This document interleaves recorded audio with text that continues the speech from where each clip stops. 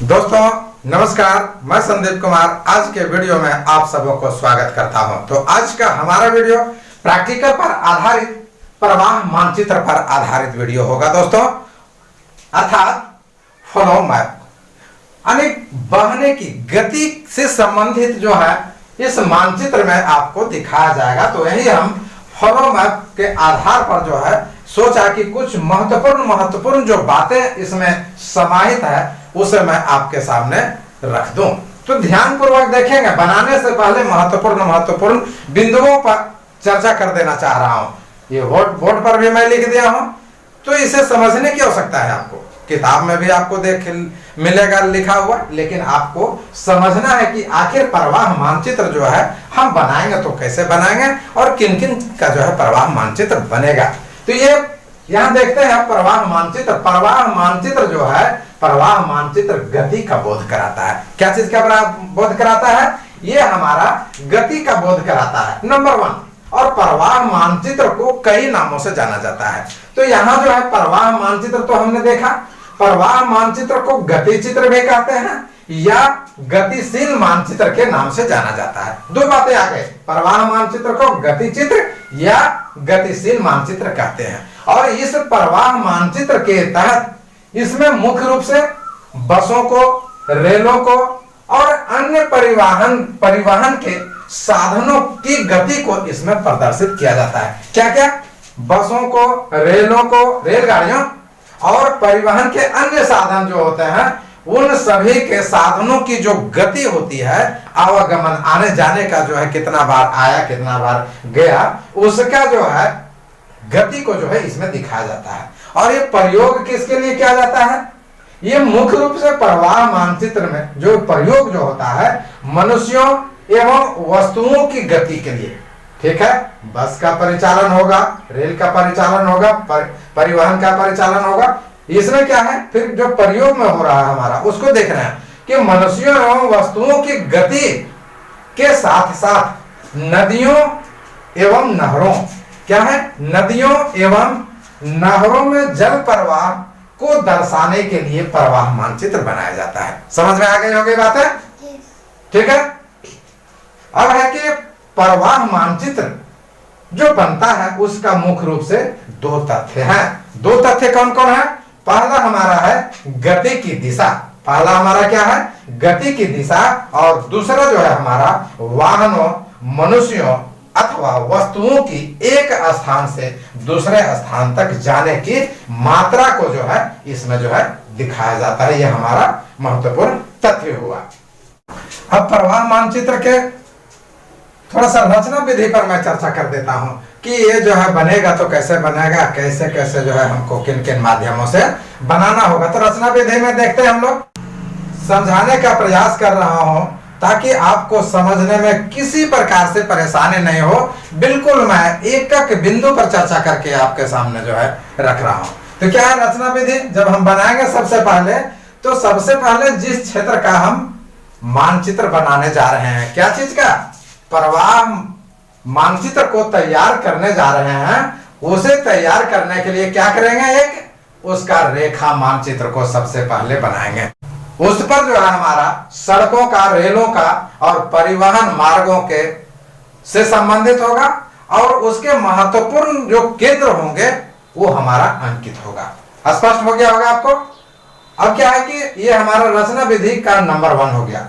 दूसरा रचना विधि है कि वाहनों, मनुष्यों तथा वस्तुओं की गति से संबंधित आंकड़े को हम एकत्रित कर लेंगे, तभी तो हम बनाएंगे।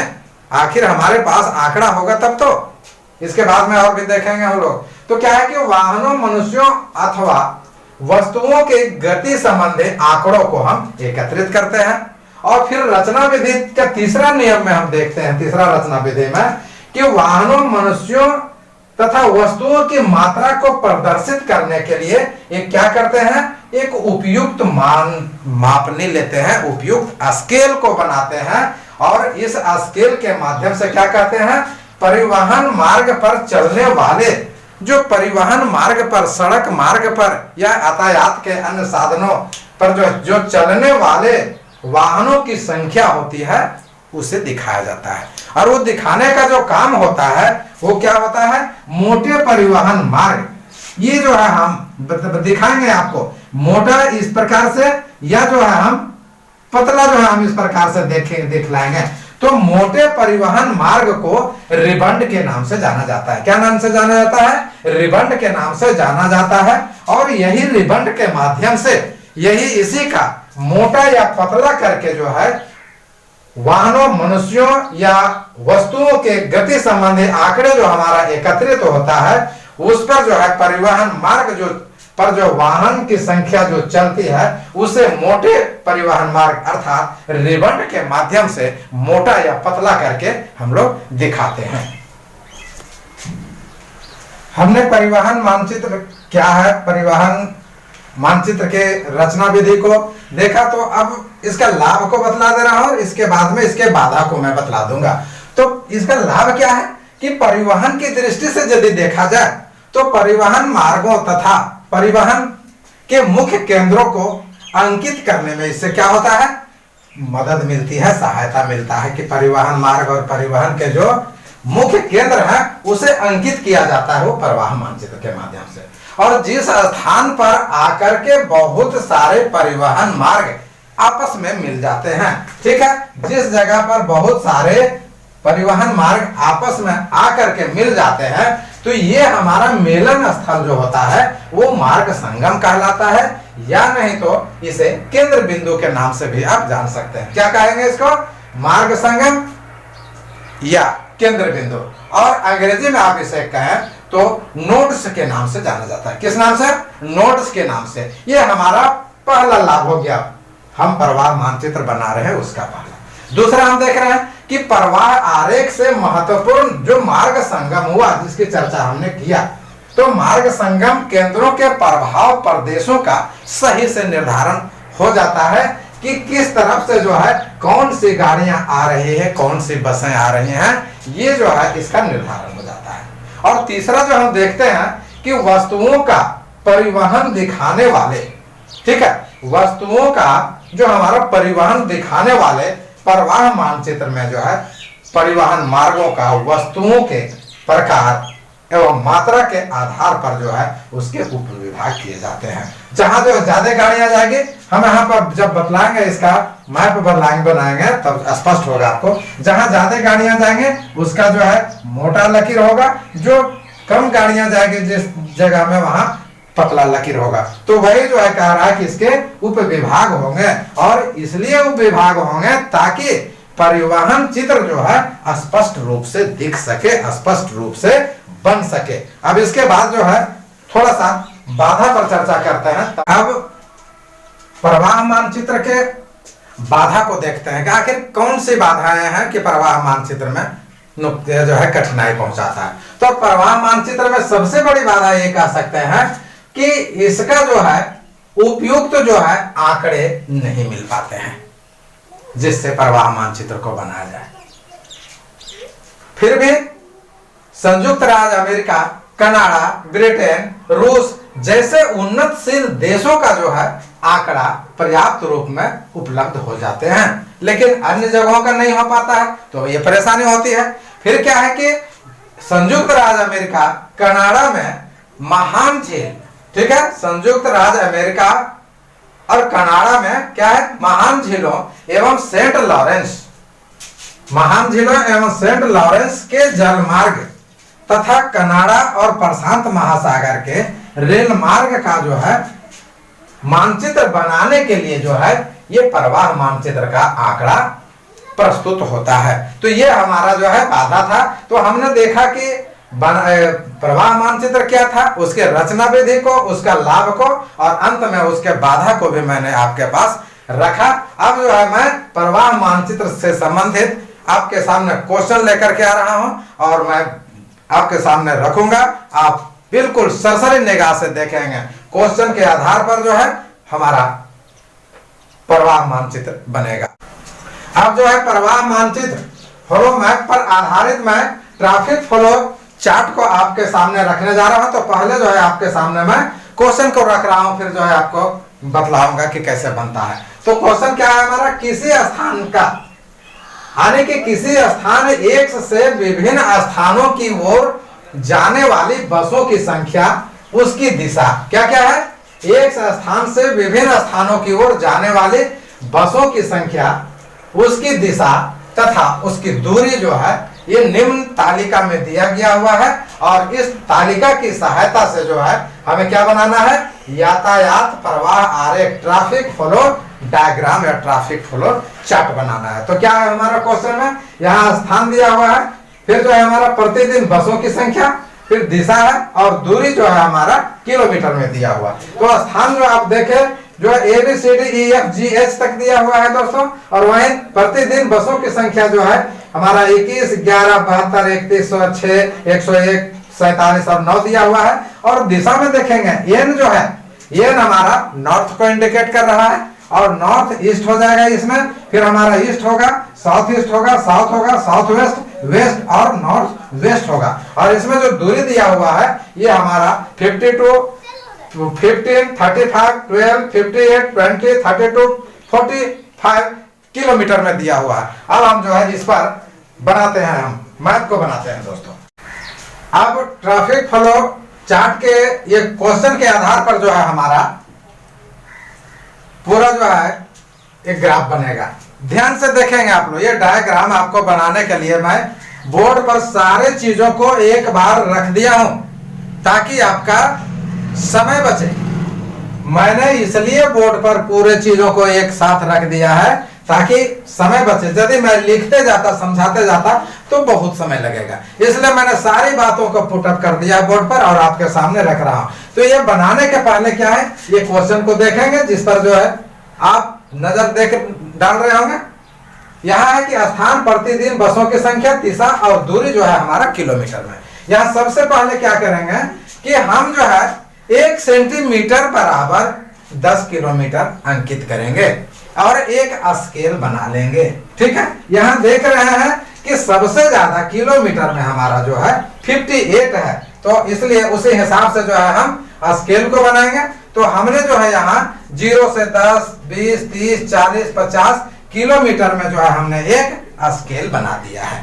ठीक है, 1 सेंटीमीटर बराबर आप 10 किलोमीटर मानेंगे। मैंने जो है यूं ही अंदाज से आपके सामने बताया है, आप स्केल के सहारा लेंगे।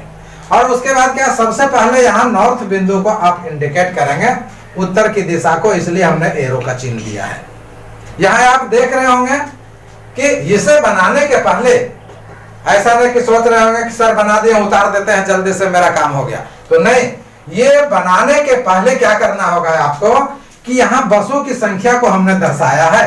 बसों की संख्या, ये जो प्रतिदिन बसों की संख्या जो है यहाँ पर इसको दर्शाया है। क्या है कि सबसे कम हमारा 6 है और सबसे ज्यादा 101 है। इसी तरह से हमने जो है 20, 40, 60, 80, 100 और 120 ये जो है हमने जो है स्केल, इसे भी हमने माना है कि इतनी मोटाई जो होगी तो यहाँ से यहाँ तक जो है प्रतिदिन आने जाने वाली बसों की जो संख्या होगी वो 20 की होगी।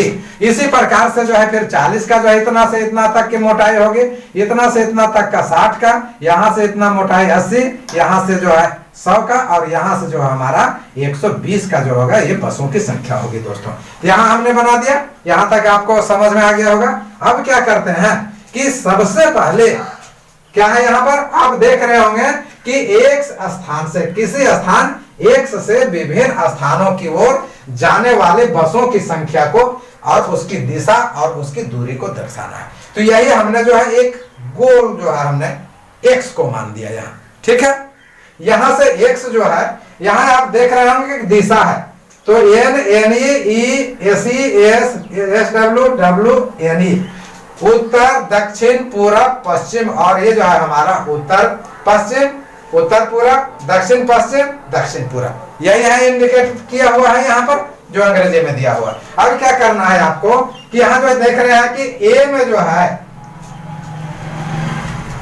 ये में जो दूरी दी है यहाँ A का जो है हमारा 5.8 होगा, क्योंकि 1 सेंटीमीटर बराबर 10 किलोमीटर लिया है, तो ये सीधा सीधे 5 पॉइंट हमारा 2 हो जाएगा। तो यहाँ से यहाँ तक जो है हम आप 5.2 2 सेंटीमीटर का एक लाइन ले लेंगे। सीधा पहले ले लीजिए, एक जो है आप काट दीजिए उत्तर दक्षिण पूर्व पश्चिम, और ये जो है उत्तर, और जो है ये आपका जो है उत्तर पश्चिम हो जाएगा ये, और उत्तर पूर्व हो जाएगा, और दक्षिण पूर्व और दक्षिण पश्चिम। इस प्रकार से जो है आप 1 2 3 4 5 6 7 8 लाइन खींच दीजिए बराबर में बिना नापे। फिर क्या करना है, 5.8 का ये काट दीजिए, फिर 1.2 का ये काट दीजिए, 1.5 का ये काट दीजिए। फिर जो है क्या पहला हुआ हमारा 5.2 का, ये 5.2 का हमने काट दिया यहाँ। फिर जो है 1.5 का काटा, फिर सी जो है हमारा 3.5 का जो है हमने जो है काटा, डी जो है हमारा 1.2 को काटा, ये जो है हमारा 5.8 है इसमें दूरी, इसलिए हमने लिया। फिर जो है हमारा एफ जो है 2.0 है यहाँ, और जो है जी जो है हमारा 3.2 है, और अंत में जो है हमारा एच जो है हमारा 4.5 आएगा। यही हमने जो है पहले लिया, ये आपको समझाने का ख्याल से मैं बतला रहा हूँ। ये हमने मान लिया, अब क्या करना है हमको, ये हमारा काम खत्म हो गया, ये दिशा भी काम कंप्लीट हो गया, ये तो ABCD तो हमने लिख ही दिया यहाँ पर, इसका भी काम खत्म हो गया। अब क्या मेरा बचा हुआ है, सिर्फ और सिर्फ हमको बचा हुआ है प्रतिदिन बसों की संख्या। इसे हम देखते हैं, पहला जो है 21 को देखते हैं। एक मैं समझा दे रहा हूं, फिर आप समझ जाएंगे। ये मैं बसों की संख्या कितना, प्रतिदिन जो आने जाने वाली बसें हैं वो 21 बस हमारा प्रतिदिन जाती है, जिसकी दूरी 52 किलोमीटर है। यही जो हमने 5.2 जो है हमने स्केल माना, 52 किलोमीटर यहीं तक गाड़ी आती जाती है, और प्रतिदिन कितने आती है, 21 गाड़ी। तो 21 गाड़ी को कैसे देखेंगे, यहाँ हमने जो है इसकी मोटाई लिया है यहाँ से यहाँ तक 20 गाड़ी की मोटाई, तो 1 हम थोड़ा सा और ले लेंगे, और इतनी मोटाई को, जो हमारा इतनी मोटाई है, इस मोटाई को यहाँ पर हम इतना मोटा कर देंगे, और यहाँ पर ये लिख देंगे। तो इससे स्पष्ट हो रहा है कि जितनी मोटाई इसकी है, ध्यान से देखेंगे आप लोग, मैं एक समझा दे रहा हूँ, सब समझ जाएंगे। इसकी मोटाई जितनी है उतना ही इसकी मोटाई यहाँ तक हम मान लीजिए। ये हो गया हमारा, ये पहला जो है हमारा कंप्लीट हुआ। उसी प्रकार बी में कितना जो है प्रतिदिन बस आ रही है, तो 11 बस आ रही है प्रतिदिन। तो इसमें जो है 10 मोटा मोटी आधा कर दीजिए, इसका जो है आधा होगा, यही हमने जो है इसका आधा लिया, हमने इतना मोटा कर दिया। फिर जो है सी का, सी प्रतिदिन कितना 72 बस आती जाती है, तो 72 बस 20 40 60 और 10 70 और 2 72, लगभग इतना का आसपास में आप लीजिएगा। तो इतनी मोटाई जो है इतना मोटा कर दी, यही हमने जो है इसको मोटा कर दिया, ठीक है। फिर डी का आप देखें, तो डी जो है कितना 31 बस, 31 बसेस जो है प्रतिदिन आती जाती है। तो डी आप देख लीजिए कितना है, डी हमारा 31 है, 31 है हमारा। तो 31 देखिए 10, यहाँ जो है यहाँ 10, ये 20 हुआ, और 10 30 और 10 40, तो यहाँ तक के मोटाई को हम ले लेंगे, और यही जो है हमारा डी का हो जाएगा। ये हमारा यही मोटाई को हमने लिया है, और इसको जो है कलर कर दिया। अब ई का देखें, ये में हमारा 6 बस, मात्र 6 बस। तो यहाँ जो है आपको दिख रहा होगा, ये जो है हमने 10 किया था, इससे भी और पतला यहाँ पर 5 होगा, और 1 और 6 यहाँ पर जो बहुत पतला, और यही जो है हमने इसकी मोटाई लिया है। दूरी तो दिया हुआ था, ये हमारा जो है 6 बसें प्रतिदिन ई स्थान पर जो हमारा ये चलती है। अब एफ को देखते हैं, 101 बस, सबसे ज्यादा हमारा 101 बस जो है चल रही है। यहाँ देख लें आप 20 40 60 80 100, और यहाँ 101, इतनी मोटाई को हम ले लेंगे, इतनी मोटा हम कर देंगे इसको। देखिए एकदम बिल्कुल इतना मोटा हमने करके आपके सामने दिया है। ये हमारा जो है 101 बस जो है हमारा एफ स्थान से जो है प्रतिदिन जो है जाती है। उसकी दूरी कितनी है, 20 किलोमीटर जाती है, इसलिए इसकी दूरी कम है। अब जो है जी का देखें आप, 47 बसेस प्रतिदिन जाती है। तो 47 कितना 20, इतना मोटा हो गया, 20 से 40 हो गया, और 7 यहाँ तक हो जाएगा हमारा, लगभग 7। तो इतना मोटा जो है हमारा ये हो जाएगा 7। तो ये हमारा इतना मोटा हमने कर दिया है। और 47 जो है इसकी दूरी कितना 32 किलोमीटर जाती है। यही हमने जो है 3.2 का जो है स्केल माना है। और अंत में जो है हमारा एच जो है 9 बस जो है प्रतिदिन जाती है, जिसकी दूरी 45 किलोमीटर। तो 9 आने की 10 से छोटा, थोड़ा सा कम देख लीजिए। और दूरी कितना है 4.5। ये हमारा जो है ये फिर इतना जो है हमने इतना मोटा लिया है आपको, यही जो हमने इसकी आधा मोटाई को दिखाया। यहाँ पर जो है हमने इसको कलर कर दिया और अच्छा से सजा दें। और यहाँ पर जो है आप फिर क्या कर दें, यातायात प्रवाह आरेख या ट्रैफिक फ्लो डायग्राम बना दें। और इस प्रकार से जो है आपका ट्रैफिक फ्लो चार्ट जो है कंप्लीट हुआ मित्रों। मैं समझता हूं कि आपको निश्चित रूप से जो है बहुत अच्छी तरह से समझ में आ गया होगा।